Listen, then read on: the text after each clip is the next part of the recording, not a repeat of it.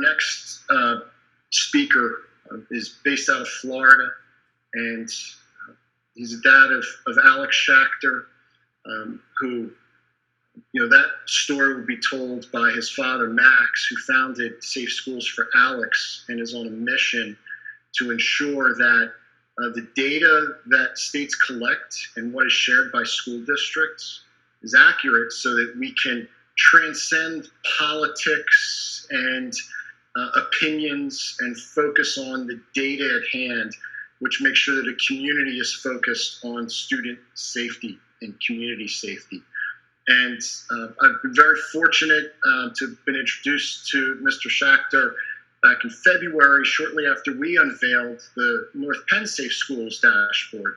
Well, it didn't take too long for me to realize that why try to build a mousetrap when someone already has the better one. And so over the last few months, I've learned a lot from Mr. Schachter and his organization and what he is doing to really just ensure the most positive legacy for his son, Alex, in making sure that conversations are had across all levels of the community, from local government to administrators to family members and law enforcement, so that we have public policy that properly reflects what the priorities for school safety might be. And that all comes down to having good data, which is backed up by solid policies and practices. So I'm thanking Mr. Schachter for making the time to educate us, and we look forward to learning from you and collaborating to make North Penn a leader across Pennsylvania and wherever else we need to go in making sure that there are effective community conversations for school safety. Mr. Schachter. Thank you very much, President Casa. It's nice to be with you and the Safety Committee, and I appreciate your leadership in this effort. Let me just share my screen with you so I can show you my presentation. Okay, wonderful. So my name is Max Schachter, and I'm very thankful that you've given me some time to talk about our school safety dashboard. This dashboard is the first step towards creating a positive learning environment for all children. And before I get into the dashboard, I want to just talk to you a little bit about my little boy. Alex was one of the 17 innocent victims that were murdered in the Parkland school shooting, Valentine's Day 2018. And this is a collage of some of my favorite pictures of Alex, and I always love looking at it. I get to see Alex's smile and his cute little dimples. Alex was in 9th grade. He was only 14 years old when a murderer walked into Alex's high school with an AR-15 and a rifle bag, and no one stopped him, and he went ahead and murdered 14 children and 3 staff members in just 3 minutes and 51 seconds. Alex was he played the trombone and the baritone in the Marjory Stoneman Douglas High School Eagle Regiment Marching Band. He was really talented. He was a great athlete as well. Alex won several championships on the Parkland rec basketball team. All the coaches always wanted Alex to be on their team because he was a tenacious defender. And unfortunately, Alex was in the first classroom that was attacked. And when I sent Alex to school that day, I thought that he would come home to me like he always had. And I never thought that he would be murdered in his English class. This is a little video of Alex showing all the hard work that he put in the hot Florida summers practicing. Alex loved movies, and this is a trailer for one of his favorite movies. You'll probably recognize it.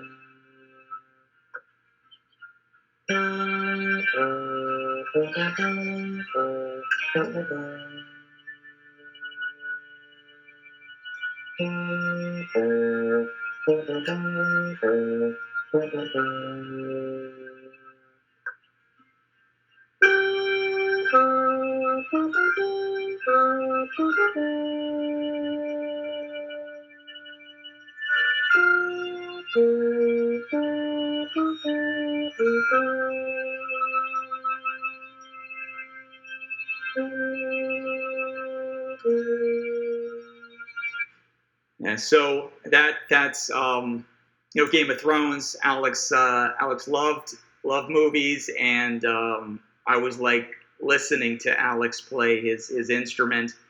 After the shooting, as happens after a lot of these horrible tragedies, the governor of each state forms a commission to investigate the shooting.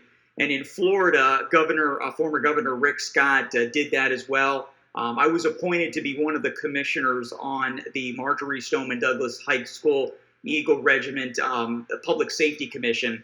I wanted to be on that commission. I wanted to find out what happened to Alex, and I wanted to hold those individuals accountable. So our charter was we were the investigative body for the Parkland school shooting. We were responsible for investigating all the interactions between the Parkland murderer and the school district, all the interactions between the murderer and the law enforcement community, and identifying all the failures and coming up with recommendations to make schools safer. And I can say, 3 years post the shooting, students in Florida are 180 degrees safer than where they were prior to the shooting. After the shooting, I have been an advisor to the FBI and the U.S. Secret Service, and I developed the vision that created the Federal School Safety Clearinghouse, which now sits inside the Department of Homeland Security. So not only have I been extremely active at the state level, but also with the federal government. I've been to D.C. almost 24 times, met with hundreds of congressmen and senators, met with the president and vice president on several occasions. And probably that my most gratifying work since the tragedy is the creation of our charity, Safe Schools for Alex. But when we talk about school safety, you cannot have a safe school if you do not have a positive culture and climate. And so we see that common theme that if we want to have a really safe school, you've got to address the culture and the climate that's in schools. Florida gets it right now because we had this horrible tragedy here. But as I travel around the country, I still see a tremendous amount of complacency. I appreciate your attention and North Penn attention to school safety. I can tell you guys are prioritizing safety and security. But prior to the shooting in Parkland, there was a lot of complacency. And one of the reasons was Parkland, we never thought it was going to happen here. Parkland was rated one of the safest cities in the state of Florida in 2017 and 2018. But after the shooting, and so, there was a lack of prioritization of safety and security and a lot of complacency in this area. Even after we've had Sandy Hook and all these horrible tragedies, after the shooting, the Sun Sentinel did some tremendous investigative reporting. They actually won a Pulitzer for it. And after the shooting, they came out with this investigation. I'm just going to play this for you to talk about what they uncovered after the shooting. School districts across the state of Florida are hiding countless crimes that take place on campus, defying state laws and leaving parents with the false impression that children are safer than they are. An investigation by the Sun Sentinel found that many serious offenses are never reported to the state as required. A number of schools report no incidents at all. Crimes such as teachers sexually abusing students have been withheld simply because they weren't committed by students. At least 900 schools failed to report any crimes or bullying at least once in the past 10 years, indicating that nothing went wrong there. And many schools continue to file false information even after the state warns them against it. Some members of the Parkland Shooting Commission believe failure to report crime is one reason why Stoneman Douglas was unprepared for the attack in February.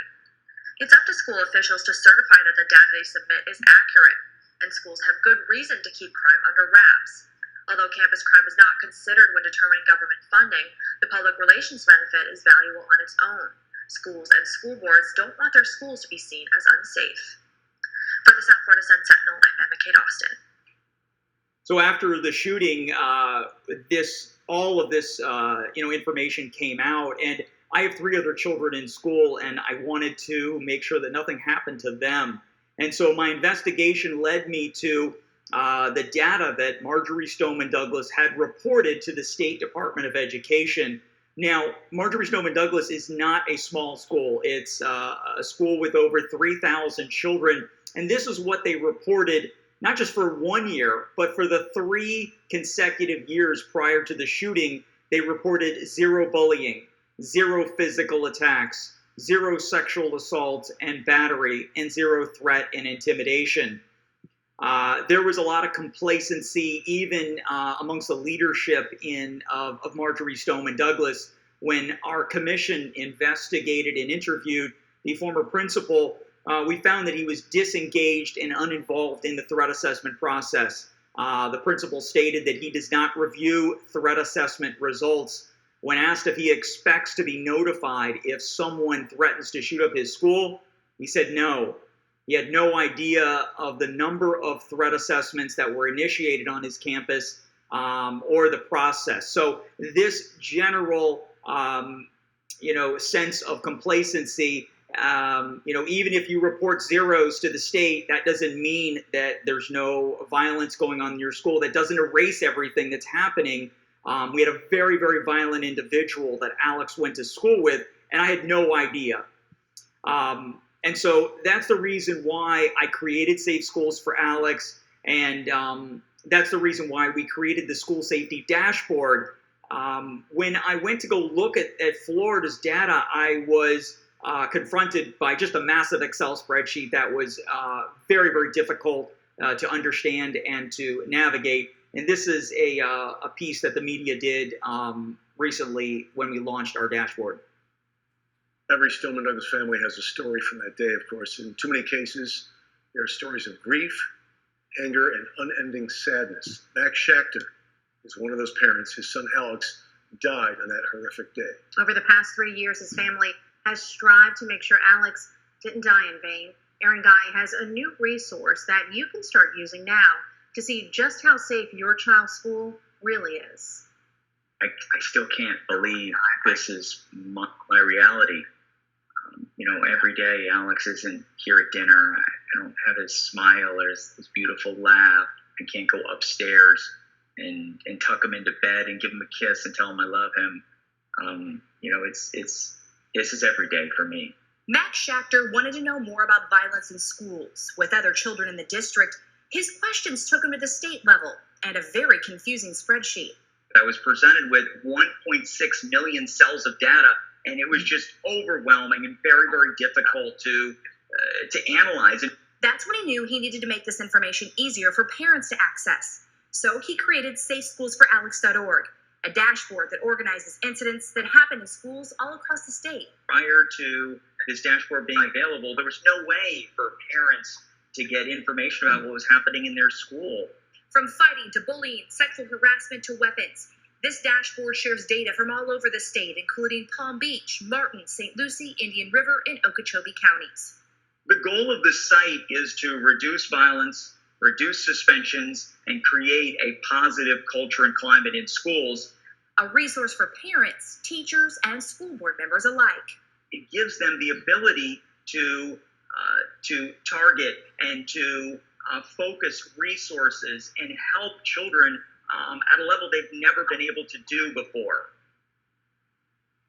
That was Aaron Guy reporting. Now, this site is free and available right now to anyone in the community. You can check out SafeSchoolsForAlex.org on WPBF.com.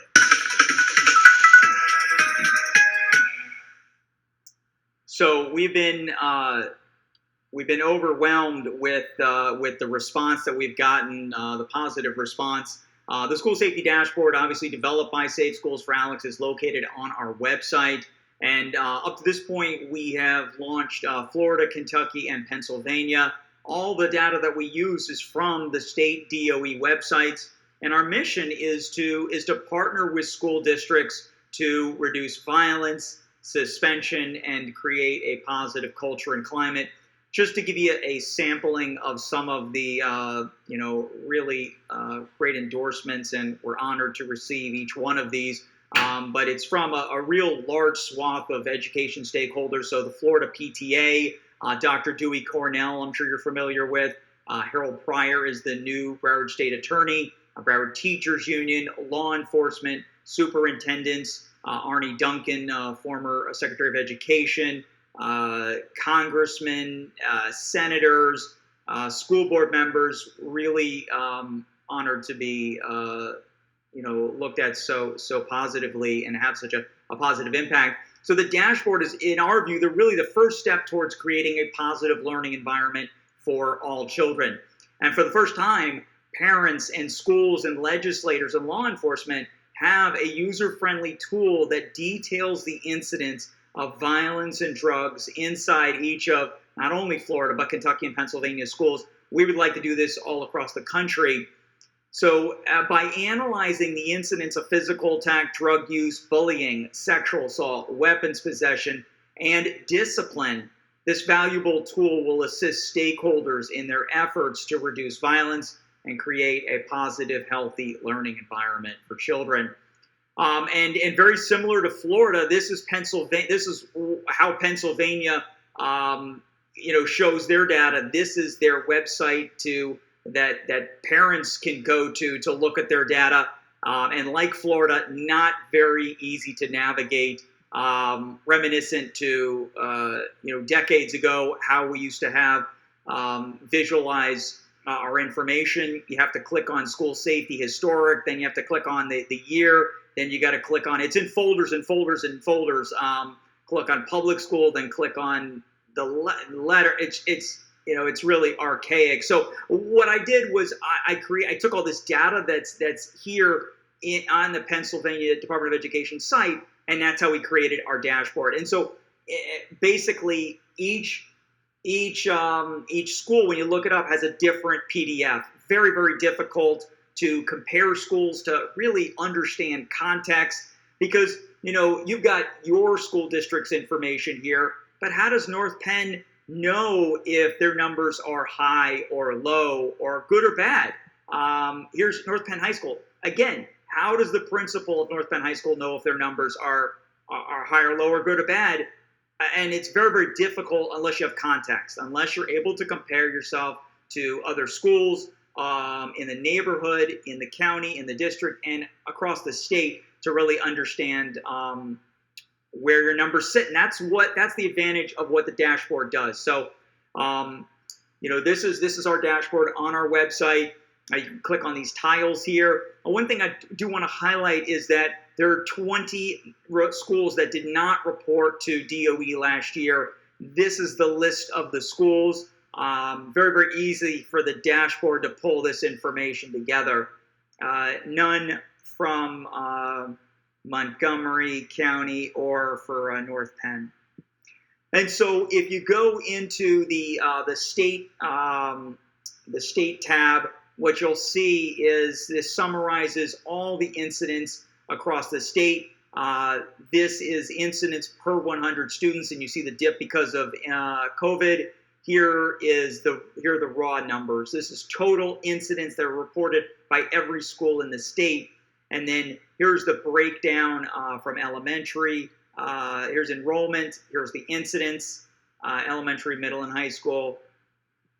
And then you can go into the district page, and you can select North Penn from the drop-down menu, or you can click on this map here. And what it shows, again, also that dip because of COVID, the numbers. And then, we categorize the incidents based on violent incidents, drug and public order incidents, and property incidents, and then code of conduct. And, in Florida and Kentucky, they don't have a code of conduct incident category, but I noticed that there's a lot of incidents that are under this incident category, code of conduct, much more so than any of the other incidents. And so you can look at North Penn when you sort by North Penn to see that here, you reported 360 code of conduct violations for the 1920 school year, and then after that was possession or use or sale of tobacco or vaping. But just looking at this data, you really don't know where this sits, and so that's one of the features that the dashboard brings to the table, is to really give you context so you can compare North Penn to all the other school districts in the state. So if you go to the school page, you're able to really even drill down even further. So up here, you can type in any high school, middle school, or elementary school by choosing the type of school. And so what we see here is that North Penn reported 10.2 incidents per 100 students. When compared to all high schools statewide, it falls into a high category. Here's 10.2 right here. And then every dot represents one of the 429 high schools. So you could actually click on a dot over here to see the school that reported these numbers of incidents per 100 students and really drill down. And we're hoping that parents all over the state will use this site to get more information. We're hoping that schools, administrators, and school board members will use this site as well. And then if you scroll down on the school page and you hover over violent incidents, you'll see that North Penn High School reported 30 violent incidents, fighting. They reported 9 fighting incidents, 6 threatening of a school official. Mr. Jack, Yes. is this a time to clarify as well, maybe what the warning between maybe where you've seen Florida data as a certain baseline, post-tragedy, and where Pennsylvania is in terms of, a warning to how this Pennsylvania data is used, because you can still have a very dangerous school that underreports, whereas schools who have robust reporting, it's rather counterintuitive. But this is why Pennsylvania needs to raise the bar and have some more consistency. Would you warn for Pennsylvania, at least with what you've seen nationally, against top 10 safest or top 10 most dangerous schools? Yeah, the objective, we're not saying that a school is safe or unsafe. We're just, the dashboard just reports incidents that schools are reporting to the state. But you're absolutely right, President Casa, is that this data is comparing it to all the other schools in the state. So if other schools are underreporting and not being accurate, obviously, this would change where each school are. So, if you haven't had a mass shooting in your state, as I travel around the country, a lot of states are not taking this issue seriously. As far as accuracy of data, it's extremely important for us to make schools safer. We've got to know what's happening inside our schools. And so, I'm hoping that this dashboard will encourage more accuracy. And I do see that, as I look through this data, there is underreporting in Pennsylvania, and as would be expected. And that's what happened prior to, the Parkland school shooting, as we talked about. Marjorie Stoneman Douglas was underreporting. So this information, everybody should be looking at this information and then using this information to have a conversation with your principal, your administrator. But absolutely, nobody should be looking at this and drawing exact conclusions, because we've got to, number one, ensure that the data is accurate and schools are doing a good job in reporting accurately. So that's a step that we've been through. We've been through there. We're 3 years post our shooting, where we have been very seriously and aggressively talking about this throughout our state and demanding accuracy and accurate reporting. So that's what needs to happen. I appreciate that. It's my understanding that Pennsylvania Department of Education in Pennsylvania, there are no ramifications for underreporting. So there's that accountability is lacking, which it seems you course corrected in the state of Florida after that tragedy. We'll take this moment for a break, if you don't mind, Mr. Schachter, because I do see 2 hands instead of waiting towards the end. if we can go with Ms. Wesley and Sahana and then we could move on. Thanks, Mr. Casa. So my question is, with all, I guess you're terming them misconduct categories, are there misconduct categories that are more significant, regardless of the numbers, that the next level of granularity would be a graph that showed the ones that, hey, the principal better pay attention to this, or this, the school security team should as well? Because I'm sorry, I'll stop there because I have a follow-up question. I'm sorry, please go ahead. Yeah, I'm not really sure what you're asking. So these are all the different. So Florida, we have 26 different incident categories. Kentucky has 7.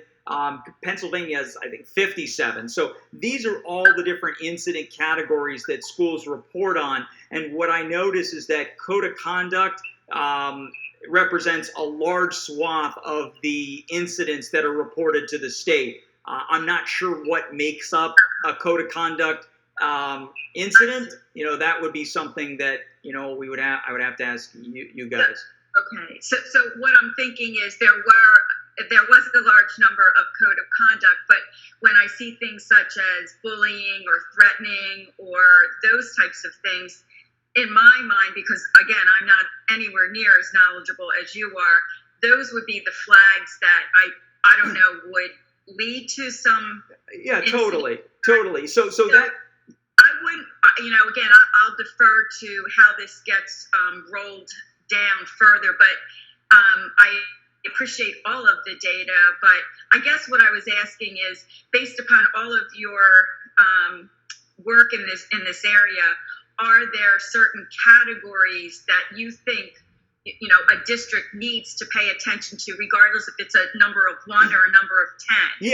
Yeah, absolutely. And so I think that, that's why I always look at fighting first, because fighting in a school is the best indicator you have to violence in a school. And so this category right here, or this column, this is the fighting incidents per 100 students. And so this is every school district in Pennsylvania. So basically this is telling us that Duquesne City reported 11 fights per 100 students. This is the highest in the state. And then what you can do is you can sort by just Montgomery. So if we look at, so you've got 11 is at the highest in the state, and then 7. If you look at just Montgomery, so Norristown would be reporting the highest in just Montgomery at 2 fights per 100 students. But then you can also look at all schools. So this is every school in the whole state, and so Colwyn Elementary School reported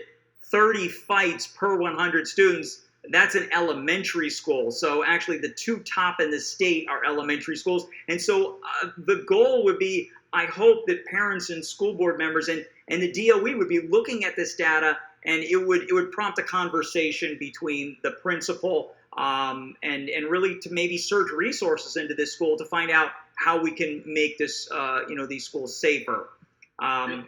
And that's to jump ahead for the committee and the public. The goal is to see how we can collaborate so we can use this as part of a process management tool at the building level as well as district-wide, where you need to place resources because of trends that we're seeing.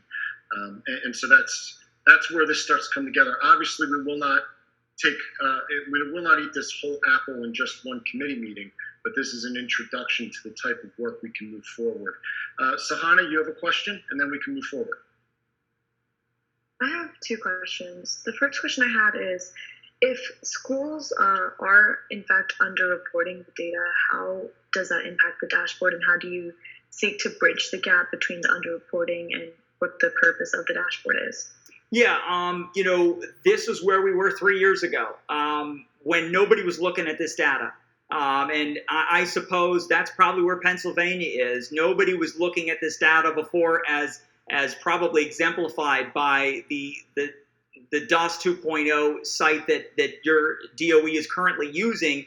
Very, very difficult, every school having a separate PDF to really look at this data. So that's the advantage of this. But, in Florida, we're trying to get to 100% accuracy. we're probably never going to get to 100% because it's a lot of it is a training issue.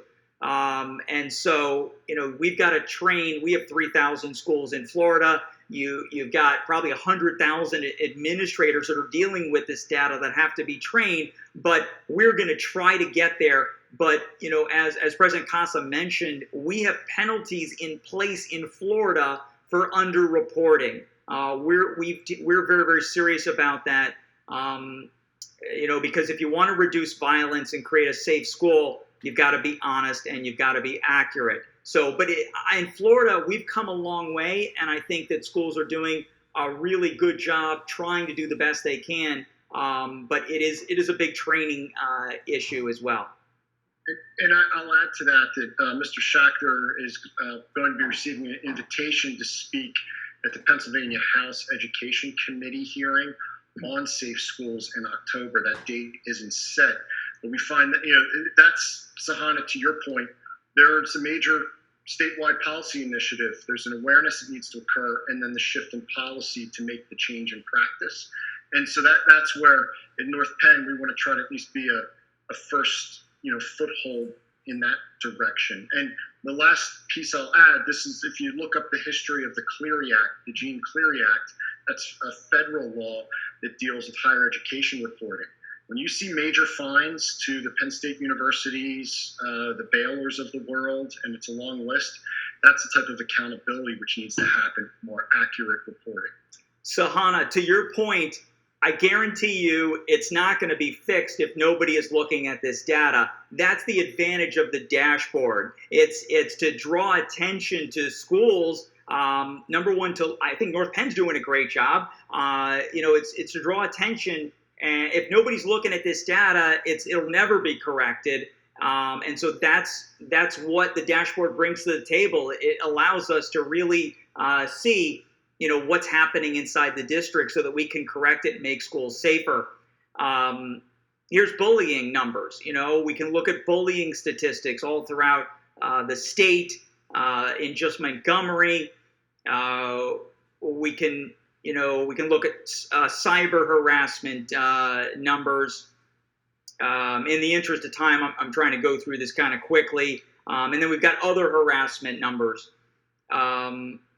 And then you can sort by Montgomery. You can sort by just North Penn. You can actually sort by zip code as well. And that might be one of the most beneficial features of the site is to sort by zip code, so that now you can have principals comparing their school to other schools around the corner in the same neighborhood, so that if one school has a lot lower numbers, hopefully that encourages collaboration and cooperation amongst the district to help each other. Maybe a school that has a lot lower numbers has programming in one school that another school doesn't have. So there's a lot of ways that we can use this. Florida is embedding this dashboard in every school's school improvement plan as well.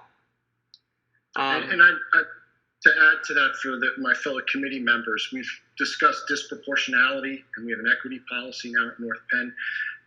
Mr. Schachter and I have already had discussions about how that collaboration can get us to a different type of granularity and add some more dimensions to as we make these comparisons. Karina, I see you have your hand up. Yeah, I was just curious about if this dashboard is available to North Penn families to offer transparency, or if there is some sort of equivalent. Yeah, absolutely. The dashboard is free. Safe Schools for Alex is a 501c3 nonprofit that I started after Alex was murdered, and we've already developed a Florida, Kentucky, and Pennsylvania dashboard. So absolutely, all this information is in the dashboard. It's free. Everyone can access it on our website, safeschoolsforalex.org. And I just had a follow-up question with that. How are we making sure that parents, families, and students are aware that they have access to this website? I hoped you were going to help me with that, Karina. Yeah, that is actually why, Karina, it's a perfect question. That's why I'm bringing it up before the committee. Yeah. Because as a school board, we'll need to commit from Safe Schools that this is something we want to explore further and collaborate with Safe Schools for Alex. And we'll continue through this committee to then refine that so the board can make some decisions and votes. And, to build upon this foundation that Mr. Schachter is describing today. So there would be a major promotion, obviously, of this effort. I know some of the local press have been invited to this event as well. So this is only the very first step. I would love any input you can give me or the board can give me, because you're absolutely right. If nobody knows about it, it's not going to help anyone. So you're right. That's a big concern of mine, and I'm always thinking about that. So just in the interest of time, I just want to talk about discipline for a second. You can click on suspension on the suspension tab on the site, and this is what it will show you now. Up in the top right where it says select discipline type. So in Pennsylvania, you can look at all suspensions and expulsions, or you can look at just code of conduct suspensions. So, or you can look at, we've actually separated the suspensions out into two different categories. You can look at all suspensions. You can look at suspensions that emanated from drug and violent incidents, and suspensions that emanated from just code of conduct violations. So I want to just spend a couple minutes on this. So if we look at all suspensions in Pennsylvania, there were 28,943 suspensions in high school last year, versus code of conduct represents half of those suspensions. But drug and violence suspensions were a much lower amount. So most of the suspensions that are happening in Pennsylvania are related to code of conduct violations. And then the site, will detail each school that reported suspensions. So just to show you some of these numbers, if we isolate the suspensions that are just relating to code of conduct violations, this is an alternative school. So, you would expect that there would be more suspensions than that. But if you look at Roland Academy, they reported 119 out-of-school suspensions per 100 students. 119 out-of-school suspensions per 100 students. So here are the other schools that would be the top 10 in the state. Here's drug and violence suspensions. And then and here is, if you hit this toggle button right here, this lists every school in the state. Okay. Here is Montgomery County. So here's all school suspensions. So Norristown reported the highest numbers of out-of-school suspensions, then Stewart, and then Cedar Brook. And here are the raw numbers of out-of-school suspensions. Here is the suspensions based on drug and violence. So this is for the whole state. Philadelphia Learning Academy reported 63 out-of-school suspensions per 100 students based on drug and violence. Here's Montgomery County. One other thing that I want to highlight is that in the dashboard, back to, I think, Sahana's question, there are ways that we can identify schools that are over-reporting by mistake, and also there are metrics built into the dashboard that we can identify schools that are under-reporting. So here's an example. This ratio right here compares the out-of-school suspensions to the numbers of total incidents that were reported to the state. So this number totals up all those 57 different incidents that we listed earlier. So basically, this is showing us that Ridley Middle School in Delaware County reported 246 out-of-school suspensions, but only reported 4 incidents to the state. So basically, they're saying that 242 of the out-of-school suspensions did not fit into any of those 57 different categories. So hopefully, this dashboard will prompt a conversation with the administration and school board members. And that's, Mr. Schachter, to your point, it's these tools. You're using data that's already public to spark conversations, and there could be very good reasons. Yeah, absolutely.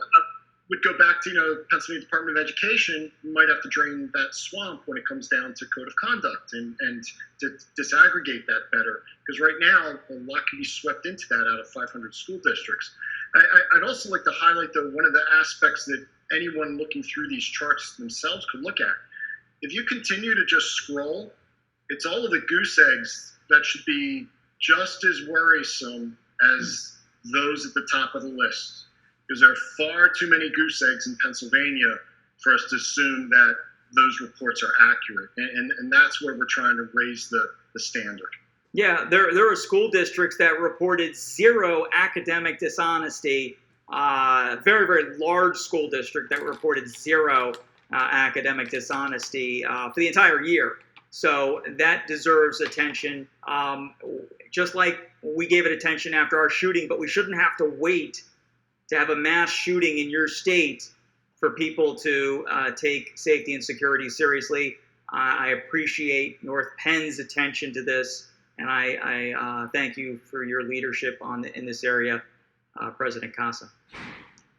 And just to summarize here, some of the benefits of the school safety dashboard are, number one, you've got access to a free user-friendly dashboard that's containing critical data on violence, drugs, and discipline for all schools, not only in Florida, but Pennsylvania as well. It's credible, objective, and external documentation that you can use for grant funding. So if you're applying for a Stop School Violence grant, talking about making your school safer, well, you've got all the documentation right there in the dashboard. You just download it for any school district. You've got data for districts that are seeking legislative support to address patterns of risk inside your school. It identifies patterns and trends of violence, drugs, and discipline in your district. It'll assist school boards to target resources effectively. And that's one of the main reasons we did this. And nobody's ever seen data like this before, but if we can identify the top 10 schools in the state for bullying or for fighting or for cyber harassment or sexual harassment, hopefully we can use this dashboard to surge resources into schools and help children that need it most. And then you've got the ability to compare all school districts and all schools across all incident and discipline data. And I also mentioned that you can easily view metrics to identify schools that are over-reporting by mistake and also under-reporting as well. And Mr. Schachter, I'm sorry, I'm going to take Chair's deference here. I think a key issue when you go through all this information is that Pennsylvania, it's certified, and that data is once a year, so it's very stale. What is the standard for Florida? Yeah, so Florida was that way as well. Florida's taking this data very, very seriously, and we just passed, the Board of Education just passed a rule at this month's meeting to increase the reporting to monthly. So by doing that, we're really going to be able to give school districts real-time information about what's happening inside their school so that they can make the necessary adjustments. School board members can use the data to, effectively utilize their resources the most to really help and make schools as safe as possible and really create the most positive culture and climate they can. Much more proactive. Dr. Wanda Lewis-Campbell, you have a question? You're on mute. Thank you. I just wanted to say to Mr. Jeff, thank you so much for this report. I think what our parents in this district could feel good about is that we're looking at disproportionality as well, so that what is reported in our district is even more accurate. And, when I think about the reporting, President Casa mentioned it earlier, in higher ed, the Cleary report, that's been going on for years. But the Cleary report started because of families and parents like you, Mr. Schachter, that had the death of their child, and they wanted deeper information, and they did some things. And I really just wanted to thank you for honoring the life of your son, Alex, like this, that you took the time to wade through all of that information, those spreadsheets in Florida, to come up with a system that will help not just Florida, but all the states. So I just wanted to give you accolades for doing that. Thank you so much. I appreciate that. And you're absolutely right. This dashboard we're really in the first iteration. We just launched this on the 3-year anniversary of Valentine's Day this year. And so what I've already spoken to President Casa about was even improving the dashboard and putting in disproportionality into the dashboard as well to give you a lot more insight and to help school districts all over the state. So absolutely, we can definitely improve on it. We look forward to that partnership, and unless I hear someone else raise their hand or share with me afterwards, I think we can have a sense here as a committee that this is something that Mr. Schachter will be following up with, Mr. Durr in particular, and likely Dr. Bauer, so that we can have some actionable next steps to discuss at the next committee meeting. I see that you have one more. I don't know if this is another page here. Yeah, if there's no further questions, to end my presentation. We'll give Sahana the last question, which only makes sense as this is her last Safe Schools Committee. We look forward to you at public comment, Sahana. It'll be a breath of fresh air. You can ask your question, then Max, the floor is yours to close out. Thank you. Mr. Casas, so the question was actually for you. I know a lot of what we talked about was with utilizing this dashboard is a lot of it has to do with communication and encouraging neighboring districts and families and communities to be proactive so we can prevent another tragedy like Parkland happening again. Is there anything that the district can do, like North Penn, to communicate with the neighboring districts that we want to utilize such a dashboard to encourage our peers to do the same thing, at least so locally we can start spreading it instead of having to wait for state action? You're one step ahead, Sahana. We've just begun to reach out to some neighboring districts and their presidents, and the goal will be to make sure that Mr. Schachter has opportunities to brief those districts as well on this effort. So to your point, we're not just on an island alone in Montgomery County or neighboring counties. And Mr. Schachter, thank you for coming today and speaking with us. I'm very sorry for what happened to your son, but I'm very grateful that we had the opportunity for you to come and speak with us and help us become better. Thank you, Sahana. Thank you very much. And if there's no further questions, I'd like to play this video. This is a memorial video to all of the victims of the Parkland school shooting.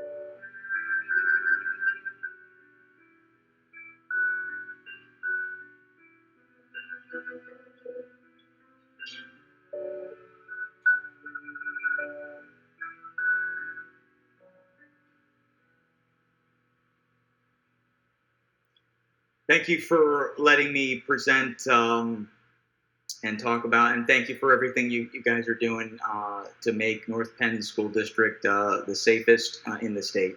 And any way I can help, please let me know.